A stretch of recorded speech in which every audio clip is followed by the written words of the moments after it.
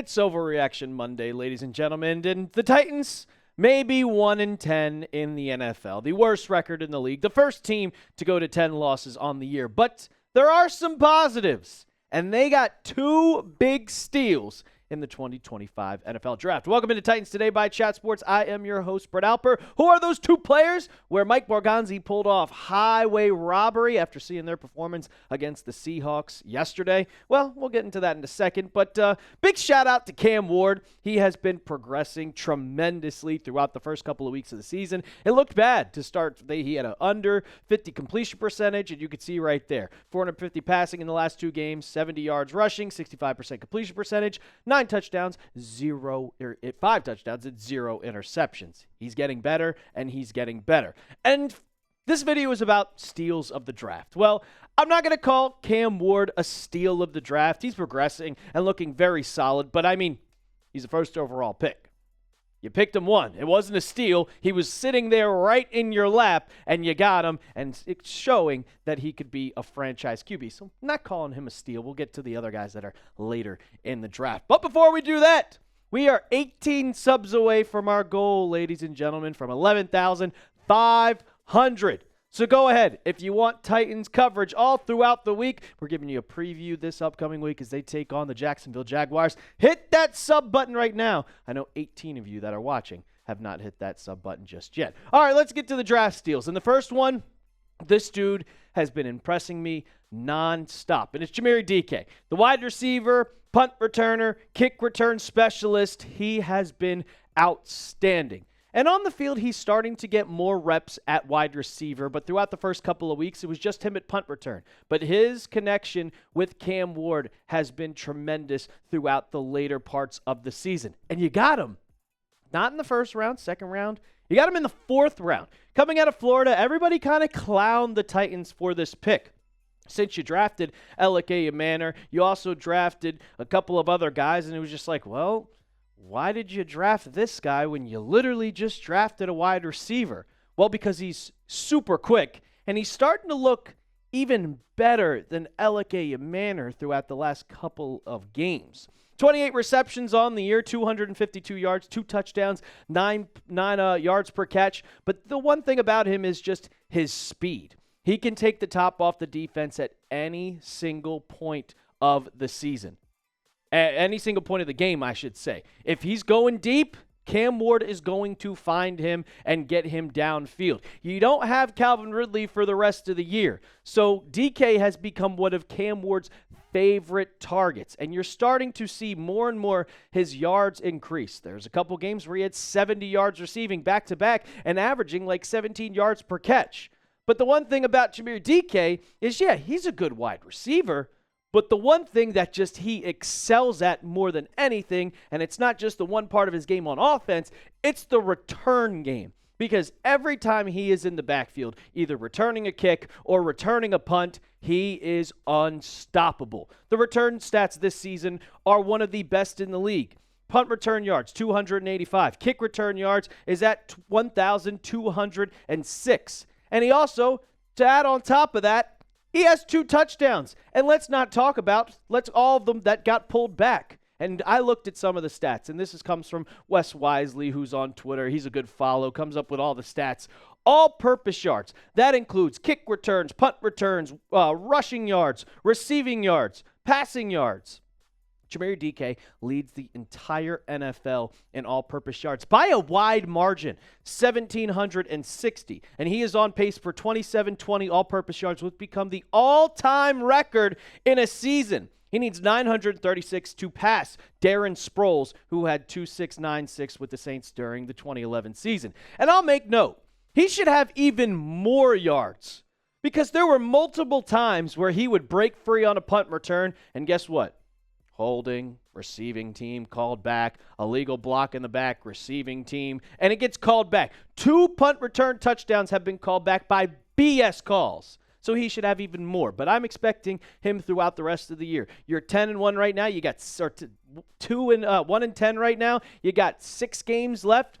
He can easily pass that line for 2,696. I hope he does. And after seeing him throughout the season on special teams, I don't think there's a better special teams returner in the NFL. As a rookie, I think he should make an all-pro team. He's just that good. And I know the Titans are the worst team in the NFL. But if it wasn't for him, well, you might be looking even worse. I do want to see him more in the passing game, though. I think we will with the injury to Alec Manor, but you don't see him that much. And it took pretty much 7 to 8 weeks to get him to finally play because Brian Callahan just was not doing it, which I don't understand. The second we saw Mike McCoy become interim head coach, Dike immediately got more involved in the offense, which was the smartest thing that you could possibly do, and it's helping Cam Ward progress as a quarterback. So I'll ask you guys, should Dike make an all-pro team? You let me know down in the comments section.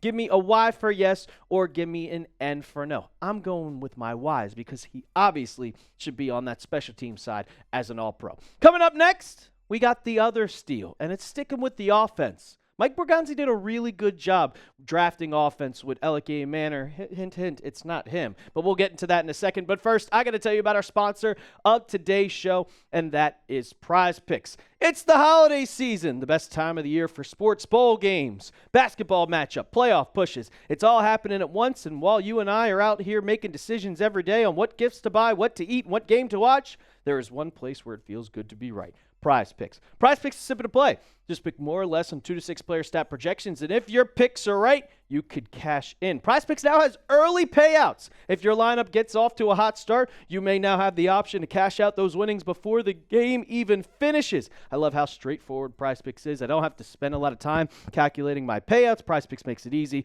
with their payout multipliers, whether it's a simple 3x or a big 2000x. Prize Picks makes it easy to understand how much I can win. And I made a lineup for Monday Night Football tonight. All Moore's on the lineup. Bryce Young, Moore, 204.5 passing yards. Christian McCaffrey, Moore on 122.5 rushing and receiving. And I love Tedoroa McMillan. Give me the more on that one for him to score a touchdown. Download the app today and use code CLNS to get $50 in lineups after you play your first $5 lineup. That's code CLNS to get $50 in lineups after you play your first $5 lineup. Prize Picks. It's good to be right. All right, we had Dike as our first draft steal for the Tennessee Titans. And like I said, sticking on the offense, the next guy that I think is even bigger, especially he's going to have a bigger impact, that's tight end Gunnar Helm.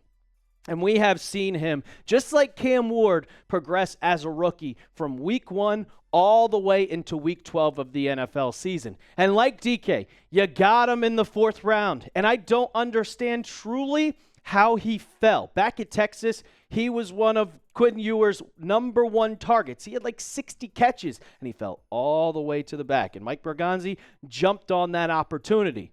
And he has been one of the best tight ends that we have seen so far for the Tennessee Titans. I mean, his stats throughout the 2025 season have gotten better. And we got to remember that Chigakonkwo is the tight end 1 for now. 30 receptions, 267 yards, 1 touchdown, and 9 yards per catch. Gunnar Helm is getting better and better and better. And we have to make note that, like I said, Chigakonkwo was the starting tight end at the beginning of the season. And so far, throughout the last couple of weeks, we have seen Gunnar Helm's snaps increase and increase and increase, and to the point where last week he had 47, or yesterday he had 47. And he's becoming that tight end number 1 over Chig. The first 4 weeks of the season, we saw only 23 average snaps from him a game. Well, the last 4 weeks, from weeks 8 until week 12, you had 35.75 average snaps. You could see that is almost 12 more from the beginning of the season. They're starting to trust him more. They're starting to kind of put him more involved in the offense. And we really saw it against the Seattle Seahawks on Sunday. This was kind of his breakout game. 7 targets, 6 receptions, 51 yards. He was all over the place. Cam Ward was finding him at any point in the football game. And he also had one hell of a play, one hell of a highlight from Gunnar Helm. It's 4th and 21. They didn't get it, but he hurdled a man. He jumped straight over him. And that's a tight end doing that. I bet you Chigakonkwo couldn't do that. It's incredible to see his athleticism, and I think that the Titans really got a special player in Gunnar Helm. And you also, when you look at the PFF stats, out of all the tight ends, 38 ranked tight ends in the NFL, he's got a PFF grade of 72.7, which is 12th out of all of them. He's only a rookie. So what does that mean? Well, this is the worst he's probably going to be, barring a serious injury. Knock on wood that nothing happens. But he's going to get better and better and better and better and be one of a top tight end in the NFL. They got an absolute steal with Gunnar Helm, and I still don't understand how he fell to the 4th round.